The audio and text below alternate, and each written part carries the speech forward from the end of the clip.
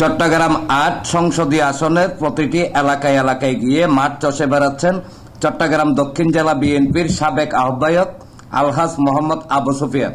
রাষ্ট্র কাঠামো মেরামতে ৩১ দফার প্রচারণা এবং আগামী নির্বাচনে ধানের শীষের পক্ষে জনমত গড়ার লক্ষ্যে তিনি মাঠ পর্যায়ে সক্রিয় রয়েছেন। এরই অংশ হিসেবে বিএনপি নেতা আবু সুফিয়ান গণসংযোগ, পথসভা, অসুস্থ বিএনপি নেতাকর্মীদের খোঁজখবর নেওয়া সহ বিভিন্ন বিয়ে, আকদ ও সামাজিক অনুষ্ঠানে যোগদান করছেন। বুধবার নগরের চানগাঁও থানার একটি কমিউনিটি সেন্টারে চানগাঁও থানা শ্রমিক দলের সাধারণ সম্পাদক মোহাম্মদ এসকান্দরের ভাতিজা ও সমাজসেবক দিদারুল আলমের পুত্র হৃদয় হোসেনের বিবাহ অনুষ্ঠানে যোগদান করেন।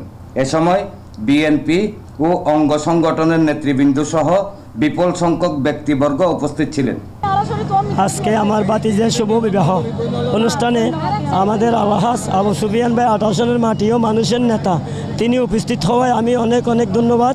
দিদারের ছেলে হৃদয়ের জন্য এবং তার শুভাকাঙ্ক্ষীর জন্য আমরা ইনশাআল্লাহ আল্লাহর কাছে দোয়া করছি।